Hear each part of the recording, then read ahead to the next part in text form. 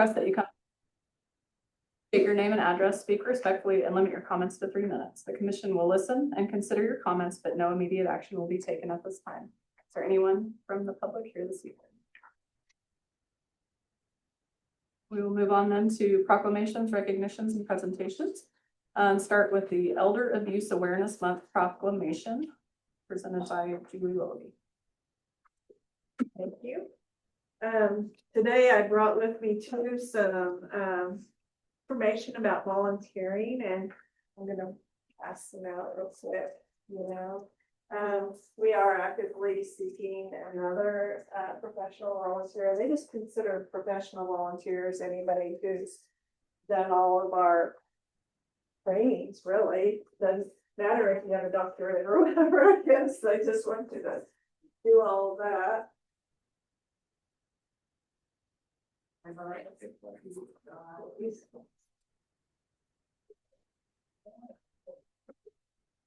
I will spread it out while I can. Yeah, and I'll open a couple of them over here and you guys. Thank you. So I have more business cards and more brochures if you need them. I'll probably leave most of them with Stacy and the police force if you don't need them, or you can get some from them if you need them. So UBAC being a nonprofit brings about awareness for elder abuse for June 2025. Whereas according to the National Council on Aging, 1 in 10 seniors in America experience mistreatment or abuse, including domestic and sexual violence, financial exploitation, and neglect. And whereas abusers of older adults, both women and men, are usually family members, caregivers, healthcare workers, or other trusted individuals, and due to shame, fear, and other barriers elders face in reporting abuse, only a limited number of victims are able to get to what they need. And whereas elders throughout the United States lose an estimated $2.9 billion more annually due to elder financial abuse, and $28.3 billion annually due to financial exploitation, such as the illegal taking, misuse, or concealment of funds, property, or assets of seniors for another's benefit. And whereas too often elder abuse threatens livelihoods of older individuals, erodes their extraordinary potential, and increases their risk of death by 300% compared to seniors who have not been mistreated. And whereas Cloud County's vulnerable and older adults of all social, economical, racial, and ethnic backgrounds may be targeted of abuse, neglect, or exploitation, which can occur in families, long-term communities, and medical centers. And whereas we all have responsibility to report safety, welfare, and dignity of vulnerable older adults, we must work towards ending elder abuse by assisting victims and assessing the information and supportive services they need, creating better and more resources for older adults in need, instituting effective intervention and prevention policies, and engaging in the discussion with family members and peers to promote awareness and prevention of the quiet epidemic of elder abuse. And now, therefore, the Cloud County City of Concordia Commissioners hereby proclaims June 2025 as Elder Abuse Awareness Month in Cloud County, and urges all citizens to work together to help protect elder adults from abuse, neglect, and exploitation, because it's imperative we refuse to tolerate the indignity of elder abuse. Thank you.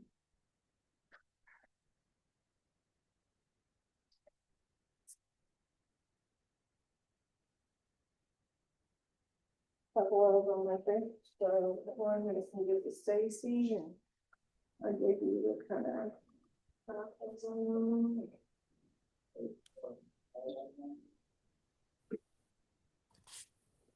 you guys have some extra.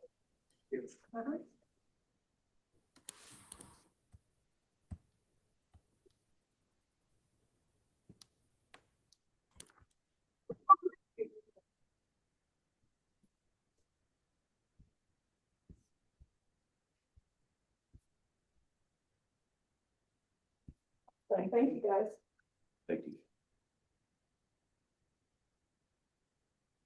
Okay, next we have the Cloud Village budget request.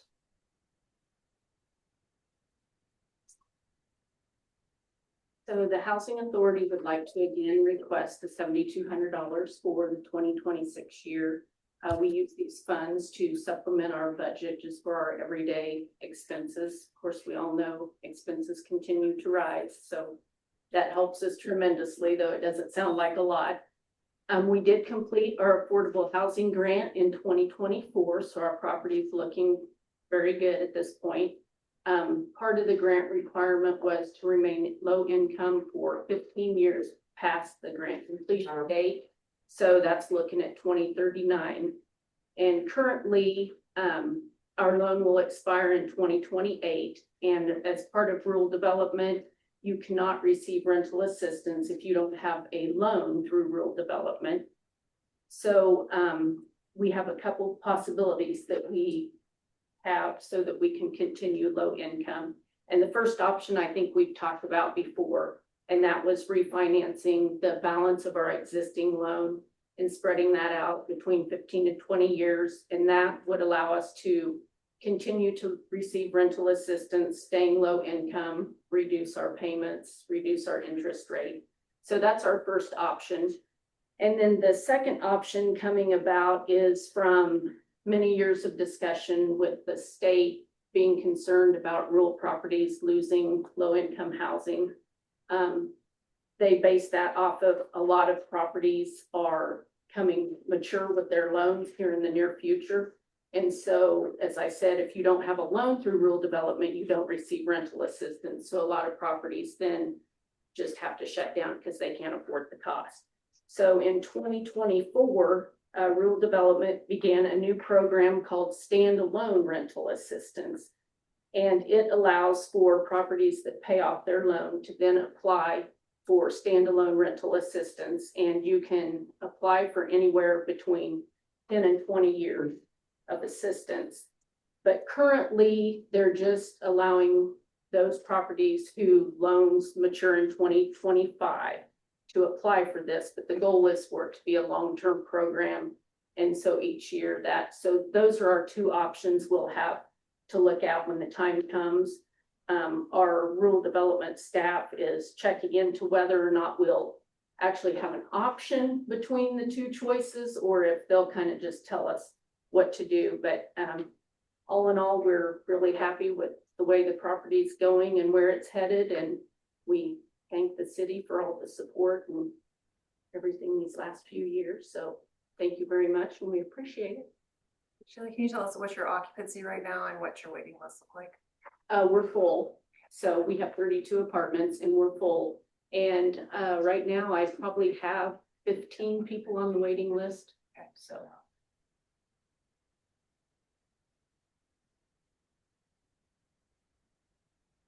Any other questions? Thank you. Okay, thank you.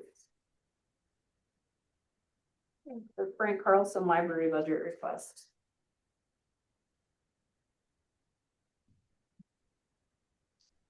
JC is passing around a series of a project that we've been working on over this year. If the commissioners would like to browse that while I talk. Before I get into our 2026 budget request, the library board would like me to highlight a few things that's been happening in our library the last year and a half. In October of last year, the library invested in a people counter to better understand how often folks are visiting our library each day. According to the data in November and December, which is our slowest months of the year, we estimate that the library saw around 16,000 visitors throughout the entirety of 2024, with an average of about 1,300 visitors per month. Since we started using the people counter, the current data for 2025 shows a total of 7,283 visits before the summer library season has even started. In 2024, we issued an average of 19 new library cards each month. Those cards, with those cards, our patrons checked out a total of 30,000 items, most of which is physical books, but over 2,000 items were also our DVD collection for movies and TV shows. Of course, we can't carry everything, so we rely heavily on our neighbors for interlibrary loans. Last year, our patrons borrowed 3,261 items from across Kansas, and we lent out 3,394 of our items to our neighbors. Throughout 2024, the library hosted 3,394 events, most of which were for children and families, with nearly 2,000 participants joining in over the course of the whole year. Shelby Newville, our Children's Services Coordinator, has worked throughout the 2024-2025 school year with Concordia Public Schools to bring activities and resources to our local students. Shelby represented the Frank Carlson Library at the elementary school's annual literacy event, as well as their career event in the spring. She has also helped the middle school's after-school crochet club and provided additional books and resources to their library after their move from the high school. This past May, I skipped something, sorry. Shelby has also been doing outreach with our local daycares and our preschool groups, bringing story time to them when they can't come to the library for our weekly programs. This past May, we are excited to welcome Michaela Aldridge onto our team as our part-time adult services coordinator. Her main focus is to organize activities and events for adults over the age of 18, as well as collaborate with Shelby on intergenerational events. As you may have noticed, the Frank Carlson Library has a new feature on our building. In 2023, our library board reached out to Gina Kern, the Concordia High School's art and stained glass teacher, about designing a stained glass tribute to Senator Frank Carlson, for whom our library is dedicated. Gina and her stained glass seniors have completed 2 of 3 beautiful windows that were installed at the library this past year by Shane Howe from Howe Renovation. I think I said the name right. The windows depict the Capitol building of Senator Carlson at his desk with his books and with his globe and his ceramic elephant figure in the center, with the United States Capitol on the west side, and the Kansas Capitol building will be on the east side of the window. In the summer of 2026, the Frank Carlson Library will be celebrating 50 years of service to our community, and the celebration and the completion of this wonderful addition to our building. Okay, taken up enough time bragging about our library, so I'll talk about our budget. This year, the library is asking the city of Concordia for a few necessities. The library board is asking for a 2.5% salary raise for all members of library staff who put their all into providing welcoming environment and high quality service to our community. Related to salaries, in 2024, the library board decided to hire local accounting firm Long & Associates to manage payroll services for the library staff. We are asking the city for an additional $1,800 for this new operation expense. Furthermore, we are asking for a small increase in our postage and delivery budget. We received notice from the Central Kansas Library System that the cost of our courier, which allows us to participate in interlibrary loan services, will be increasing in 2026. The library's local funding is only required to fund 11% of that total cost for that service, while CKLS funds 89% of it. Without this service, the library would have to rely on regular postage through our post office to continue providing that important service to our community. And finally, our periodical expenses. When I began, like I said, we passed around some booklets for you to browse. In late 2023, I began designing and publishing these promotional booklets to highlight upcoming new releases to be added to our adult collection. Throughout 2024, I improved the design, and patrons were regularly taking all 30 copies that were printed each month and utilizing them to place holds and know what's coming into our books so they can get them as quickly as possible. My library board asked me to consider a newsletter for the library this year, so I thought I would combine that with these booklets to better promote the things that are happening in our library, what our staff is doing and what they're reading, and provide important information on what services are available and how our patrons can access those services.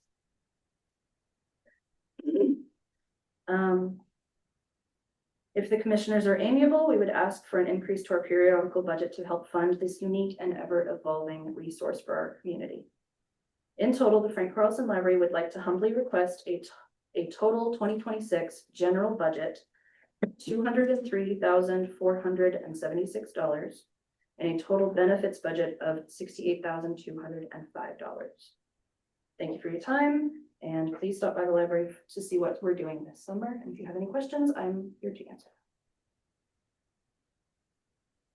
I talk a lot and I have a lot to say. I'm sorry. Thank you so much.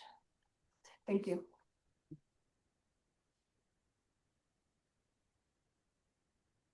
We have the cloud court budget request. Good evening, Mayor Jackson and Commissioners.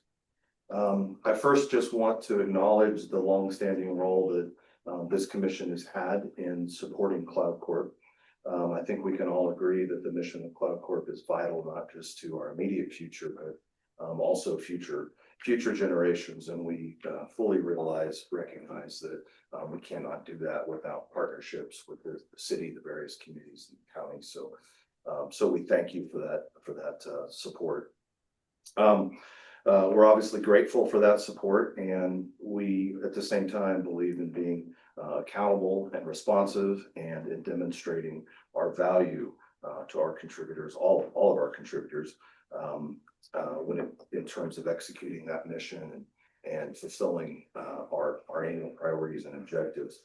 I have been executive director for a whole 7 months now. Sometimes it feels like it's been way longer than that, and sometimes it feels like it's the first day on the job, and I don't know which end is up. Through that period, I think the one person that I've met with more frequently than anyone else and worked with outside of the immediate Cloud Corp organization is Amy. And I think you've seen some of the results of that collaboration, and I think it underscores the importance of maintaining a good and healthy working relationship between the city and Cloud Corp, as well as with the county, the other municipalities, and then our generous private and corporate donors as well. I thank Amy for all your assistance and your guidance in these first 7 months. The packet you see before you is an appropriation request for the city's 2026 budget. Cloud Corp's total request is $73,000. That is of which $70,000 is to help fund Cloud Corp's operation and our economic development activities, and $3,000 is again earmarked for small business training courses that are administered through Cloud Corp and provided by LRS Consulting. This does represent a 27% increase over last year.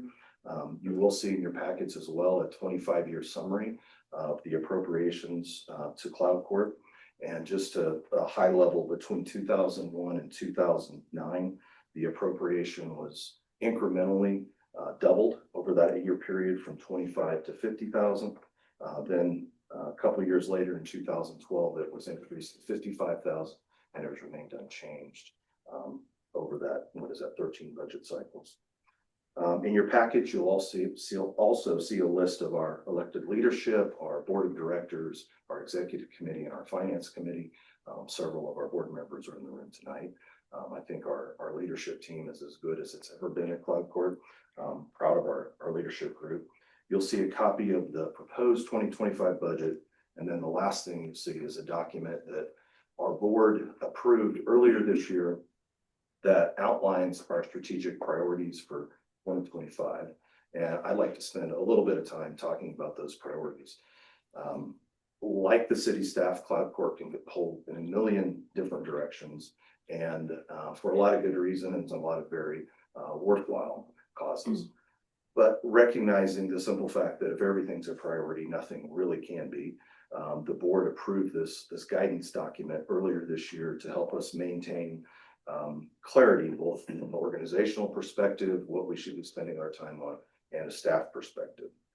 So it looks a little confusing when you first looked at it with the different groups, but what it really does is summarize our top 4 priorities, 1, 2, 3, and 4, in order of importance. And then I guess I should point out that, not surprisingly, there's a lot of overlap here with the priorities of the city commission and the county commission, which is a good thing. But under each of those categories, those 4 priorities, you'll see items in red as well as in green. The red items are what we consider actionable for this year or expected for this year. The green ones are more aspirational in nature, maybe more longer term, maybe more complex, the things we would like to accomplish. I won't go through the whole list here, but I'm happy to answer any specific questions about anything that we've prioritized this year. I can say that I think we feel good about the progress we've made on virtually all the items on this list. 6 months into the calendar year now, and that includes some of those more aspirational type items. I wanted to provide some examples of some of the results we've seen. You'll see that listed at the bottom of that page. The most visible and obvious example is development agreements. And I think through the year, we're averaging a development agreement before the commission. When I say we, developers are, that I've accompanied here, one every other month. And that's a pretty hectic pace, and I can't promise that we can continue at that kind of frequency, but I can promise that we'll continue to work hard to bring those before you as often as we can. Another priority is administering some of the incentives that are available to residents of Cloud County. I would like to note that Get in the Cloud application window opened Monday. That's open now through June 20th. We do expect a really highly competitive and robust field this year based on the conversations we've had. Some other high points. This is up through May, but Cloud Corp by the end of May had administered a total of 20,500 workforce relocation grants. These are new employees moving into Dane G. Hanson's Northwest Kansas service territory. So anyone coming from outside that county into Cloud County that is a critical job function, working with our employers to try to provide incentive there. Dane G. Hanson funds this program. There's no direct cost to Cloud County. So it's one of those amazing programs that we're very grateful to have access to and intend to try to fully leverage every year. Another Dane G. Hanson program that they sponsor is Make My Move. This is a fairly new one to Cloud Corp. It's been available to us for a few years, but until very recently, it was reserved for remote workers moving in from outside the Northwest Kansas area. In May, Dane G. Hanson relaxed those rules to include some in-person jobs that are again of critical nature or hard to fill roles. So that gives us a lot more flexibility. We have administered one of those to an applicant. There's another application that's pending, and we're hoping to do a lot more of those. The applicant applies online themselves, and it comes back through Cloud Corp just to check all the boxes and make sure the approvals are in place. So again, these are Dane G. Hanson sponsored initiatives that we get a benefit directly from and uses as really, I think, powerful recruiting tools. Earlier this year, the commission approved one downtown improvement grant to a local business. And through May in 2025, we administered 230,000 or 231,000 to be exact, I think, E-Community Network Kansas small business loans. And we have applications in process today for those programs. So we continue to be one of the most active counties relative to our population for those loan programs, which is a really encouraging and I think good measure of the economic health and business vitality here. Then the last thing, I just wanted to say something quickly. One of our initiatives is also to try to elevate the professionalism and exposure of Cloud County within the region and across the state. We hosted earlier this year a meeting of 50 some leaders of economic development agencies and some state agencies here in Concordia for the 2-day conference. I think that went really well, and I think in general people were very impressed with what they saw here in Cloud County. And serves as a reminder to all of us who live here that there are some very good things about our communities here in our county here, even though we sometimes tend to forget about them. We've also brought in multiple legislative staff members and economic development or business development individuals of multiple different types of businesses this year. And those folks have come from not only out of county, but out of state, and even out of the country in some cases. So the goal here is just to elevate Cloud County, make sure we're on the map, and make sure that we're part of any discussions of economic development activity on a regional state basis. So with that, I've talked enough. I'm happy to answer any questions you all may have. It's been so thorough tonight. There's not a lot of questions. Okay, great. Thank you. Thanks very much. It's the Brown Grand Theater budget request and report. Good evening, Mayor Jackson and City Commissioners. Thank you for having us this evening. My name is Melissa Swinson and I'm the Executive Director of our Brown Grand Opera House downtown Concordia. I also wanted to take a moment and introduce several of our board members who are here tonight, starting over here with Dr. Monty Wentz, who is our board chair. We have Dr. Julia Gall, who serves as our secretary, her husband, Dr. Brandon Gall, and Janet Pearson and Steve Elstrom over here. So happy to have their support tonight as we talk about what the Brown Grand has been up to and what we're looking forward to. It has been 1 year since the Brown Grand presented a formal update to the City Commission, and I'm happy to report that we do have good news to share. However, our good news also comes with goals and projects we are working on to maintain the historic theater that we all know and love. Since I presented last June, we have enjoyed many successes, many of which you have already seen in the handout that accompanied your commission packets for tonight's meeting. Some of those highlights include the successful launch of our newest capital campaign, Giving Voice to the Past, Illuminating the Future. This $400,000 campaign will replace the antiquated lighting and sound systems at the Brown Grand, as well as the vintage, brittle, and yellowing cyclorama. We are hoping to secure all of the funds by the end of 2025 and to start those installations in 2026. In December, we completed the restoration of the backstage staircase, painting of the 3 upstairs dressing rooms, and the addition of new carpet in that entire area. We are also proud to let you know that we secured $28,000 to install a brand new projector in December of 2024, which drastically enhanced the winter movie series, the second half of the winter movie series, and the new classic movie series that we launched earlier this year. So far in FY25, we have welcomed over 8,600 audience members through the theater, hosted 20 rental groups, and had an additional 42 events, totaling 62 events this season. Since last year, our audience has increased by 800, which is almost a 10% increase, and our events have increased by 12, which is almost a 25% increase from last year. And we still have another month to go in our fiscal year, which ends June 30th, and I think we will surpass 9,000 patrons this year. We now have a full 14-member board of directors, all who are giving time and money to help support the Brown Grand's mission to enhance cultural life in North Central Kansas. The Brown Grand Board of Directors is growing, thriving, and looking forward to planning for the theater's future. It is an honor to work alongside with such a dedicated group. Their energy truly is inspiring. A few sneak peeks that we want to share include the return of former wrestler, author, and gut-filled personality from Fox News, Tyrus. He is renting the Brown Grand for his 3rd performance on July 13th. He will be doing another comedy show called What It Is. For the last 2 years, his show has been completely sold out, and this show is also nearly sold out. A terrific problem to have for our local economy, don't you agree? We are planning our 2nd VIP soiree in August to raise funds for the capital campaign. We continue to hear numerous complaints about the low quality of the Brown Grand's lighting and sound systems. We are doing our very best to address that problem to further eliminate excuses as to why people are not coming to events at the theater. We also want to further enhance the Brown Grand to become a state-of-the-art historic theater and a destination for performing groups.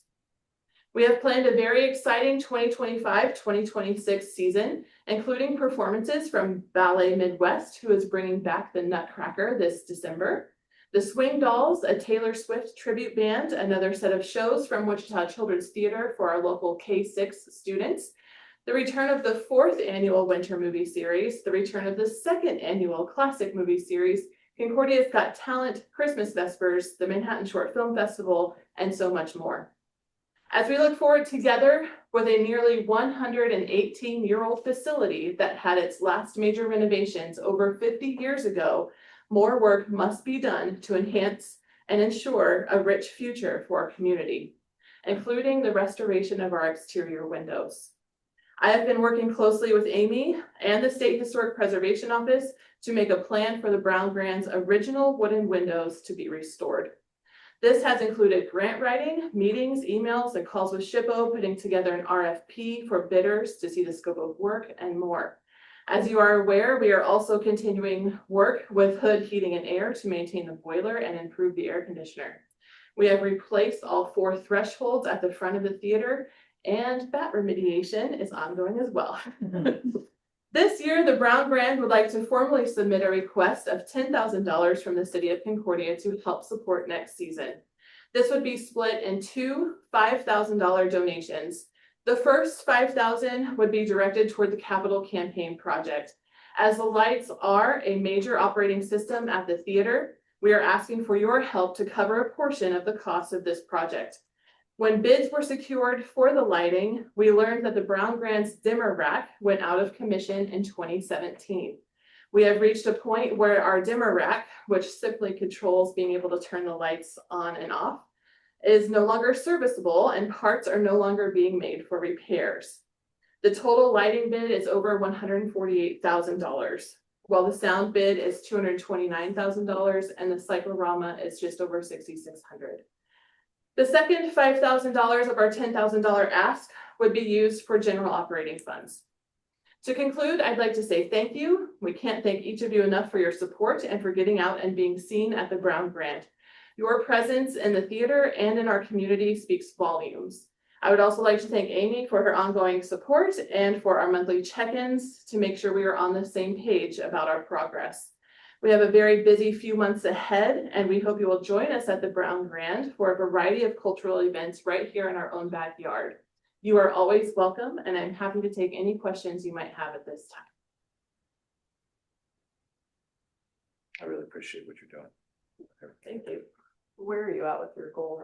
Unless I messed it up, the $400,000 capital campaign. Yeah, so we really just started vigorously fundraising in January. We have a number of grants out. And so right now we're just over 60,000 that we've secured.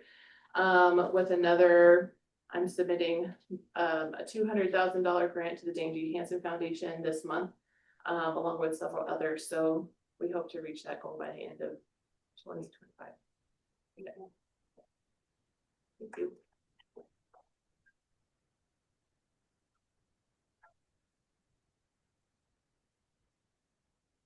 The next agenda item is the public hearing for 427 East 15th Street.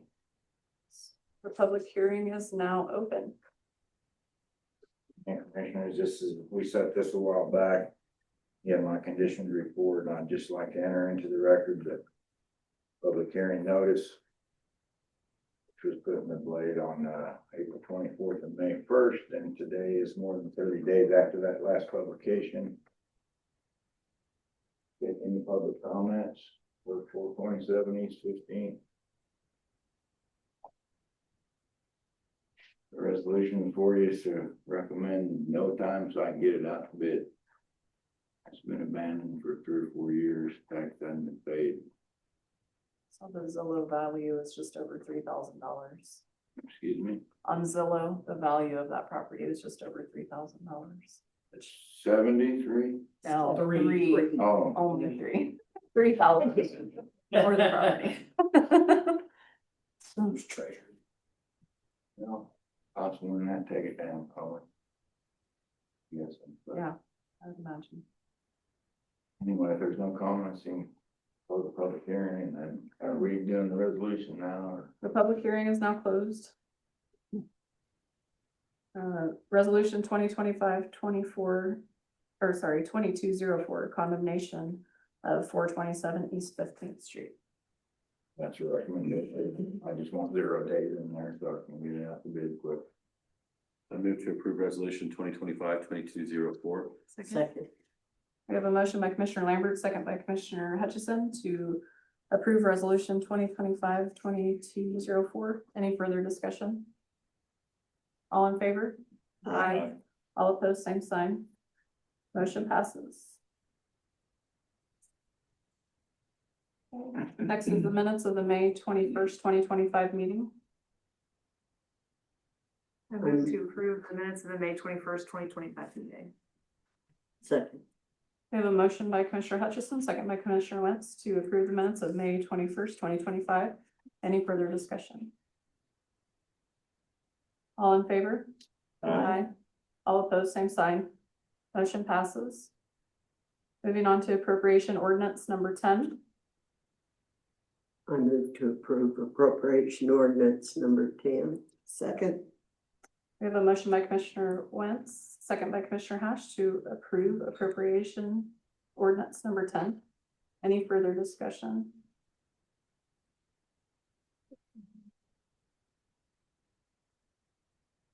Oh, we did have, there was a frozen and broken water pipe. Where was that at?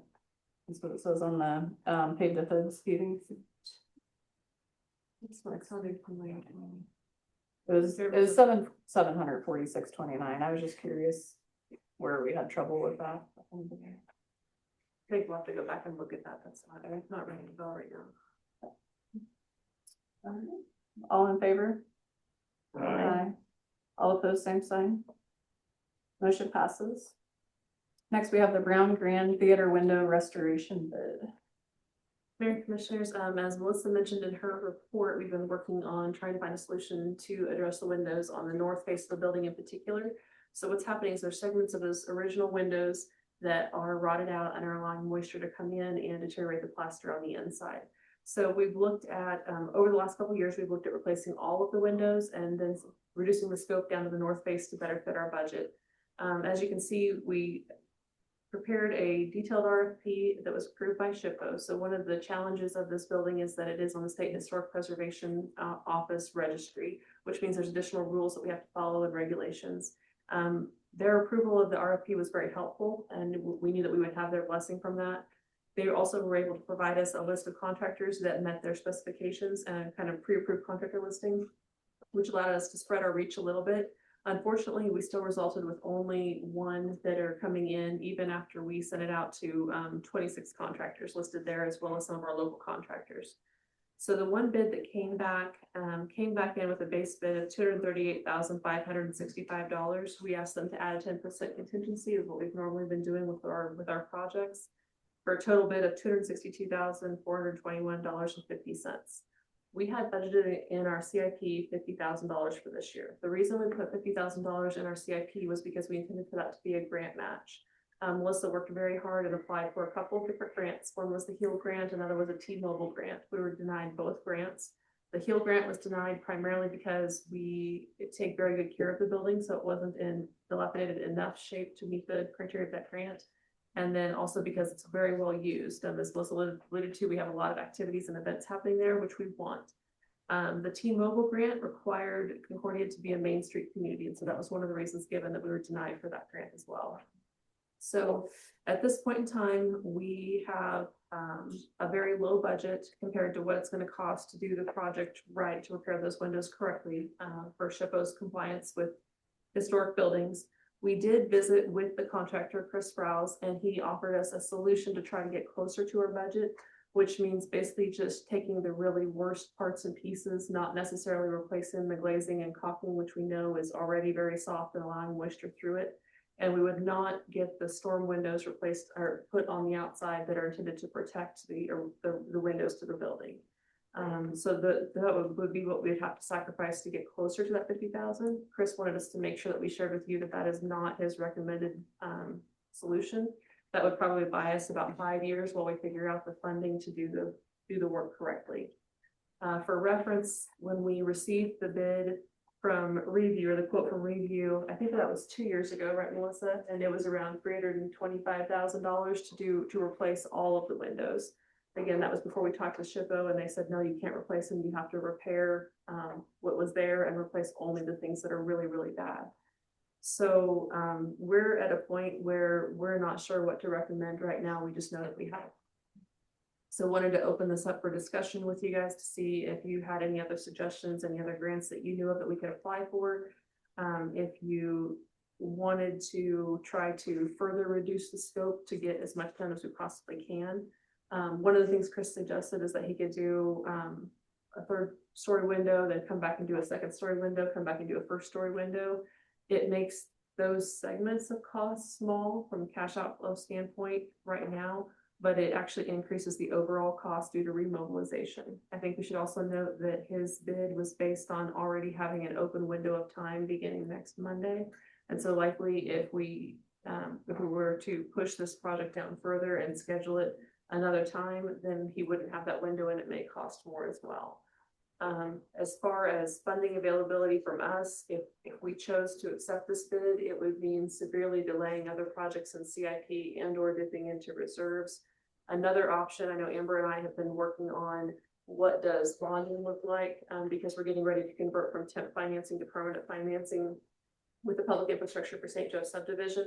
We're considering adding a couple of mill and overlay projects to that because we already have some capacity. This could be one project that we ask bond council about adding into that bonding capacity as well, but it may mean sacrificing some other projects that we looked at adding.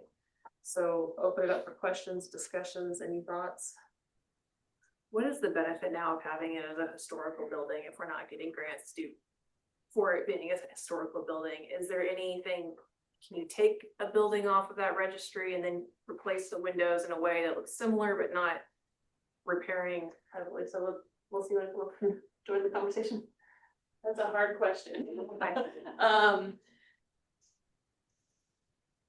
One of the things SHPO shared with us when they came to look at the windows was they don't make wood the same way that they did back then when the building was made. And if we replaced all the windows now with modern materials, we'd be back in the same place 15, 20 years down the line. You know, and there are historic grants that we do apply for and try to get. And so I think that does leave a door open for us to continue to try to get that funding. And I think being on the historic registry makes it a stopping place for people to come visit in Concordia. A lot of people have those checklists of visiting historic sites, and I think it gives us bragging rights in town that we have a building of that stature that's been here for almost 118 years to offer to people who come through and to our community. So is this a choice that it sounded then that that's a choice. SHPO said you could change it to if you use modern materials. So are we making the choice not to use modern materials?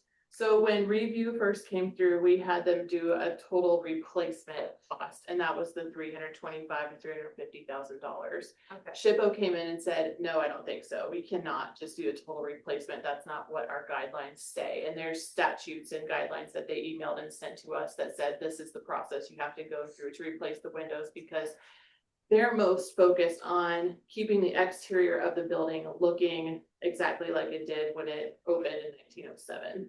And so they then came and met with us and we did a walkthrough of the theater, and they said, you can replace the sills that are rotted, but the rest of the window is in good shape. So we kind of have to piecemeal the parts that are bad and leave what is good intact. So for example, it's like all those north facing windows that have the window panes on them, those are all individual panes of glass. So if there's one that's broken, for example, we can replace that one pane, but not all panes.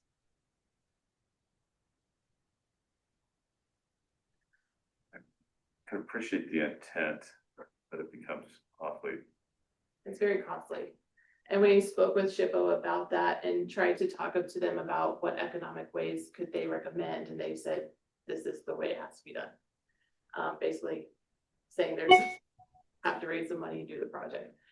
We describe for them that we are a public entity and we try really hard to be good stewards of our public funding sources, and they don't care. What's most important to them is that the building looks and is as original as possible. Restoring 100-year-old wood is more important to them than making sure that we're getting good efficiency with our dollars spent.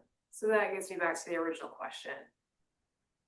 How important is it to be in the historical registry? And I understand you say people like to visit it, but with 8,000 people coming a year, frankly, I don't think that's, I don't know. What would be, I'd just be interested in what, like a real solid look of what the actual losses would be to take it off historical registry so we can replace with materials that will last longer. And that's like, what's 225? I mean, that's street project, you know, windows. A lot. So there's a lot of windows to the Brown grant too. So you'd like us to explore if we got off the registry, what would we have to sacrifice? Yeah, what's the real harm? How much have we gotten in funding in the past being on the historical registry? Well,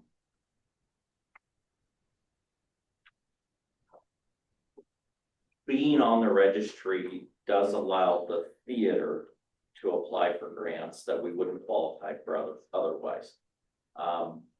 We have, like when we did the Save Our Stage project, a lot of the funding that came through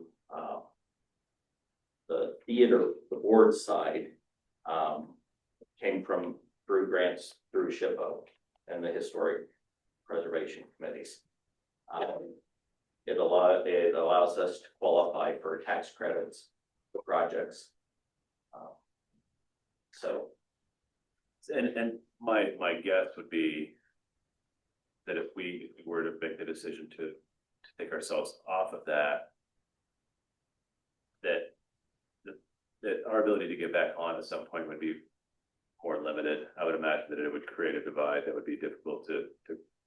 I would think so. I've never gone through that process, Yeah. but I would think so. But I think also then, to speak to Ashley's point, what's the value of the grants we've received thus far as being a part of that? In the big picture, does the benefit outweigh literal costs? Or is it going to be, we're going to be able to actually do what we can to preserve this? Do we have to make a decision to do that? What's going to give us the best opportunity ultimately to preserve the Brown Grant moving forward? If it's going to be this prohibitive for us to follow these guidelines, then we may have no choice but to find other means to secure the facility. But if it continues to be advantageous for us to do that, then we need to figure out how to take care of what we have within these guidelines. Ultimately, just a cost benefit analysis of what we're really getting out of this, what it's going to cost us to maintain it. So these are the original windows. So they lasted 118 years. Do you think the modern technology windows would last that long? They're not designed to last that long. Yeah. I mean, they're So planned obsolescence. are you at 15 years? Is the commission gonna be thinking about replacing the windows? But we're not doing a total replacement, we're piecemealing. So when the piece that we're leaving deteriorates, are we back to another 250,000 or more? So we're not complete, I mean, I don't know.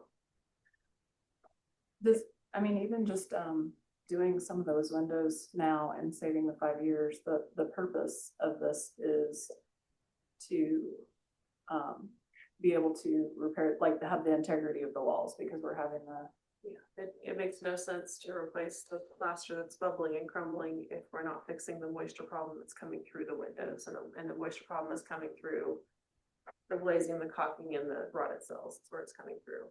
And I think we're looking at over the years, vendors who have previously worked on the windows haven't done the process correctly. So the glazing hasn't had the proper dry time, the caulking didn't have the proper dry time. And so everything has just stayed wet, which is why we've seen such an increase in the rotting and the deterioration, is because the companies who have come in weren't necessarily trained in the historic preservation process.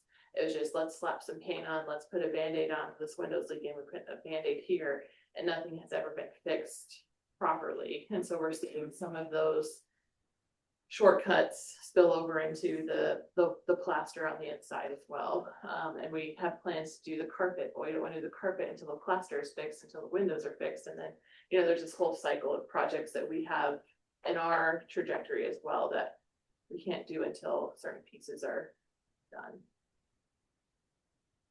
So are those historic grants that you've gotten, can the city not get those because it's a city-owned building?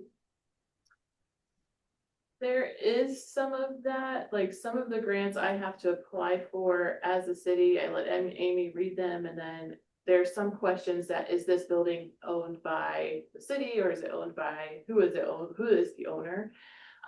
Even for the Dane G. Hansen grant that I'm working on right now, that's a question. Is the entity inside the building the owner or not? And then you have to provide a management agreement, which we have. So I do see that question a lot on grant applications.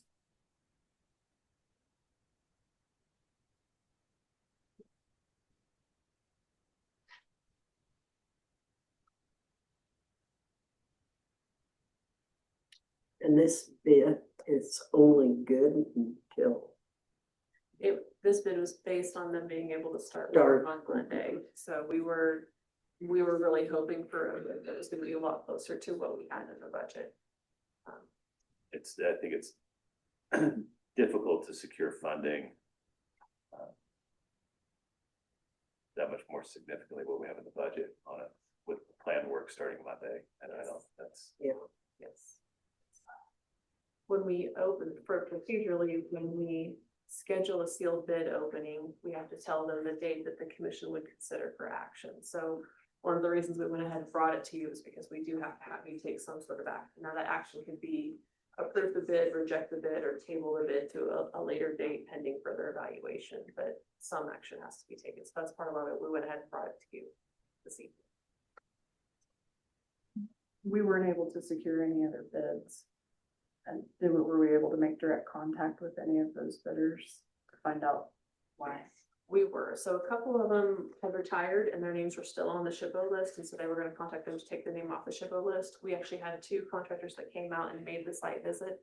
We previously visited with another local contractor, but they didn't show up for the site visit. There were a couple email inquiries that said, hey, if you don't get a good bid, come out and call us, we'll come in, but they were ones that were from like St. Louis and Denver, so they didn't really want to make the trip just for a pre-bid meeting, but they would come out and do a consult if they felt that they were actually going to get the job. This one came from Marion. I think the other one came in from Oklahoma City that was there on site. So would it be worth it to go deeper into those conversations with the other people who didn't I mean, I don't know, their mobilization cost might be pretty tremendous. And I don't know if it's worth it either, but it would be nice to have more than one bid. Right. I mean, if this is what it is. Right, having the information, the cost benefit of what being on the Historical Society, what it's provided to us thus far, the opportunities that maybe ahead, whether it makes sense then having, I mean, if is it even a possibility folded into a potential bond, right? I mean, I think that there's a lot of questions that would need to be answered or good information for us to put together deeper conversations with other contractors. Some action would need to be taken. Would move to reject the bid, Sprouse Construction and Restoration Services, so that we could gather more information, figure out the best way to move forward with Brown Grant. Second. Okay, we have a motion by Commissioner Lambert, second by Commissioner Hutchison, to reject the bid from Sprouse Construction for the window repair at the Brown Grant. Any further discussion? The only thing I would say is that I think want to make sure for the Brown Grant of the board that it's not a dismissal of the value that needs to be done. I mean, I think there's absolutely understand that the work needs to be done. We need to figure out the best way to do it. So just want to figure out how to move forward with them. Thank you. Thank you. We still need to vote on that. All in favor? Aye. All opposed, same sign. Motion passes.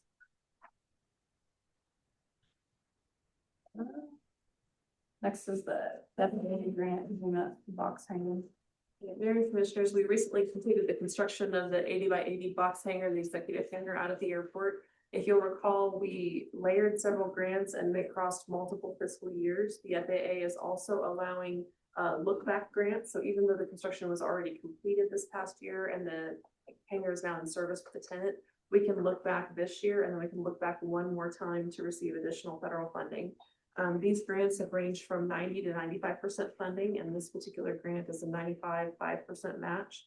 As you can see, this one is for $108,000. We'd originally anticipated it to be $113,000, but there were some adjustments by the federal government for eligibility and amounts, and those were, and our grant was reduced down to $108,000. There'll be one more grant either at $113,000 or $108,000 that would come back to us, but regardless, with this being a little over $1 million for design and construction costs, Being able to have grants that fund 90 to 95% of the project is wonderful for our small airport and be able to serve our tenants, serve our pilots. So your formal approval of this grant agreement is the next step that we have to sign that grant agreement, and then we will be able to submit for that disbursement and have it come back to us. So we'd ask that you please authorize us to sign the grant agreement for this FAA AIP grant in the amount of $108,000. Does that money go into the airport budget, the money that's? It actually goes back into CIP because that's where we had funded this project through. We had allocated these funding sources through CIP. And we had counted on the grant being a portion of that fund. I move to authorize the city manager to sign the grant agreement with the FAA in the amount of $108,000. Second. Motion by Commissioner Hash, second by Commissioner Hutchison, to authorize the city manager to sign the grant agreement with the FAA in the amount of $100,000. Any further discussion? So this one will be for the 108, and then there will be another for 113. Yeah. Or 108. Yeah, so So somewhere two around total. there. Yeah, Two, yeah. okay. And then we will completely close out this project and conclude it. We will be done. In the meantime, there's what's called the normal AIP funding or the entitlement funding that comes back to us. That is $150,000 a year based on our general aviation designation and our population. We can bank up to $600,000 in that without losing it as more comes in. And so for the next couple of years, we'll be not doing any projects out at the airport, but just holding on to that and building that bank back up before we look at the next projects. We're still working off the 2013 master plan on projects to do. One of the next one is to relocate the fuel farm. I know Shane's talked quite a bit about the fuel system out there. He is still struggling with it to work consistently, and talked with a vendor today again about the card reader and the pump and trying to get done what needs to be done so that pilots can fuel efficiently and not have problems. So he may be bringing something else to you again to get that repair done or replacement of equipment done, even though we're not ready to relocate the fuel farm yet. But we have to do what we need to do to continue to allow us to sell fuel out there. Did I answer your question? That was a long one to answer. Okay. So all in favor? Aye. All opposed, same sign. Motion passes. Request for ambulance bids. Mayor and Commissioners, see there in the letter, the state of our three ambulances that we currently have, the miles and stuff that's gaining on them throughout the years. We are at least a year and a half on a build time for an ambulance, so I would like to get something started as far as bids go. I was hoping we could maybe get one at the end of 26, but that's been about a month and a half ago that I was talking to that sales rep. So by now, I'm sure we're pushing into 27. We're really hoping that we could get on for a demo that we could spec out and have built for us. But we'll see. That's been a couple weeks ago that I talked to that salesman. So I do want to try and get that going. The second paragraph in there, it shows the difference between type 1 and type 3 ambulances. The biggest one being the type 3 ambulances are very small and compact, especially in the cab. In our trucks, we do run on long distance transfers quite a bit. Good news is that Salina Regional has really picked up on the number of patients they're accepting on transfers. Hopefully that trend stays similar, because that also saves us a lot of miles on our trucks. Who knows what the future holds there though. The last 6 months has been excellent. We've gone to Salina probably close to 90% of the transfers. A lot of those miles that you're seeing on that Medic 5 through that COVID time, I don't think Salina took 10, 12 transfers a year for us.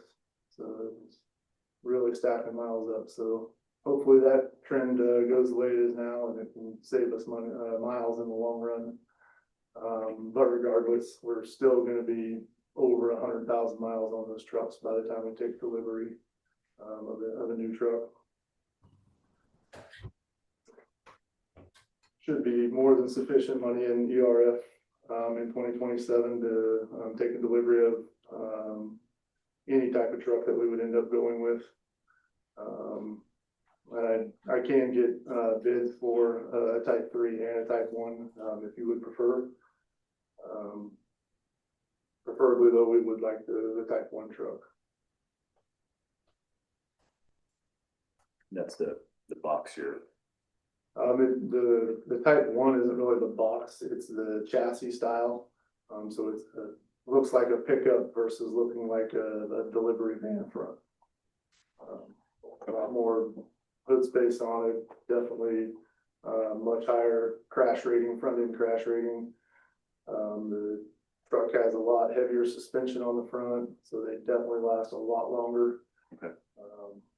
The type 3, we definitely put front suspension parts on it every 2 years. There doesn't seem to be much difference in cost between the two. I was surprised, and first time looking for prices on trucks here, and I was surprised how close they were. Currently, one of the trucks we have is a demo truck, and when you go out and look, there is a significant difference in a true demo ambulance and the type 1 that we have in the size, the room work in the box and in the cab itself. I think our residents would prefer an ambulance that people could work on them in if that need should arise. We definitely had to step out of the truck so somebody could move and step back in the box. So we do have a couple very large individuals that work with us right now. I move to approve going out for bids on a new type 1 ambulance. Second. We have a motion by Commissioner Wentz, second by Commissioner Hash to approve going out for bids on a type 1 ambulance. Any further discussion? All in favor? Aye. All opposed, same sign. Managers report.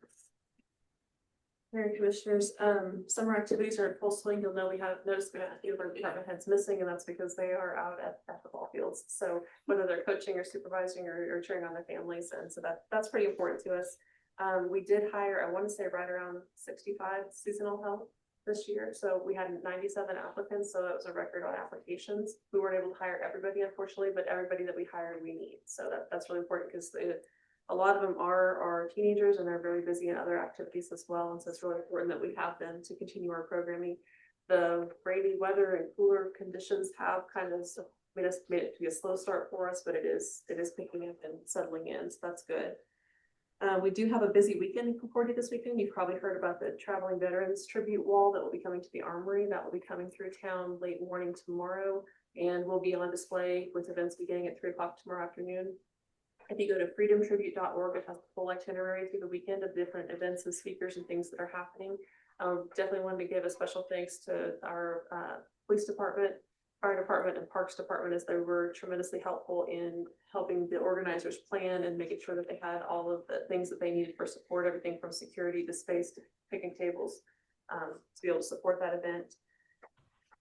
Additional things happening this weekend. I think we've got citywide garage sales, and thank you to the Blade for organizing those. We do have our home swim meet this weekend, so we'll be welcoming 3 other communities with swimmers to town as well on Saturday morning.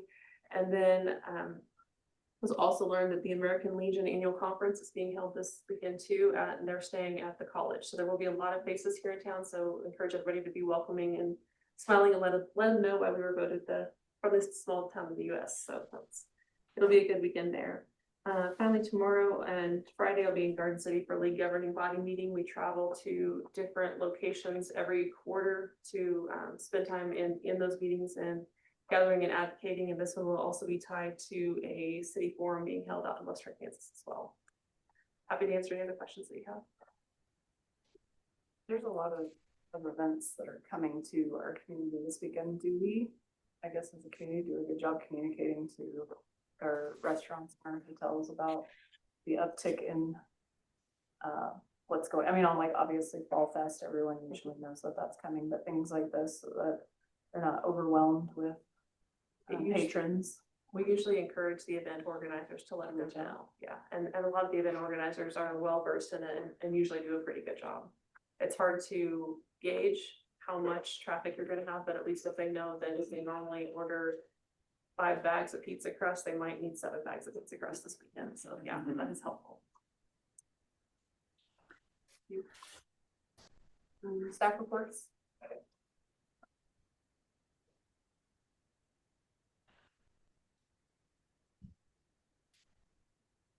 So Amy has mentioned that it's gonna be a big busy weekend for us and law enforcement along with fire EMS.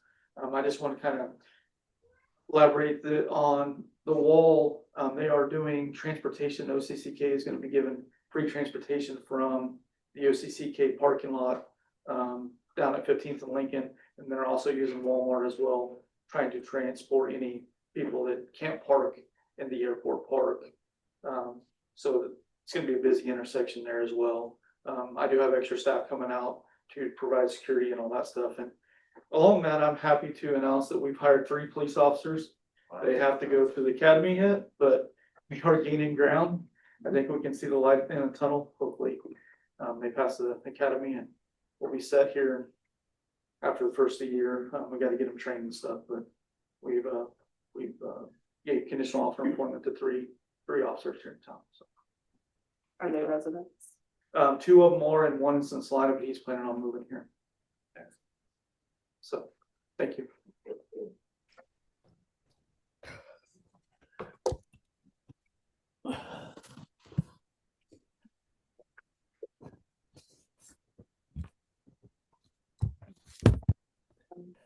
Commissioner report?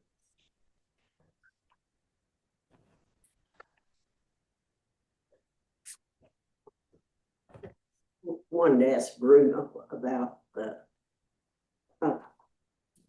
house on 5th Street, the had the fire. The burnt one? Yeah. That one is, did you give him a copy of mine? I have it, I'll send it to them. Okay. Friday notes. The lady that was here during the public hearing, claimed she owned it. I would double check that, but she talked about maybe putting it on the demo program. But the previous owner had a certain amount of time. I personally handed her the notice and she never showed up, so I don't know what's going on there, but I suspect that might be another expense for the city coming up here in the next. I got 2 of them. I think I gotta put out the bid because they're just going beyond the deadline. Correct. I think people get overwhelmed when they find out how much it's gonna cost to clear something like that. 5,000 used to be maybe, and now 10,000 is difficult to get for clearing a lot like that. So we're working on it, but I did do a report for Amy on all the status of all of the condemnations and where we're at on them, and also a review of all the expenses.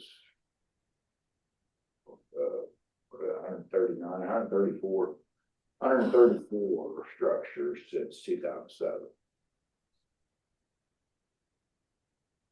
And the list is still long. They're not all tore down. Some of them were Yeah. saved, some of them were under grant money, some of them were different, but anyway, yeah, that'll kind of keep you updated, but it's an ongoing thing. Every day I get a call and something else is happening with one of them, so. Yeah. And then Gary, he's keeping me busy too. Good.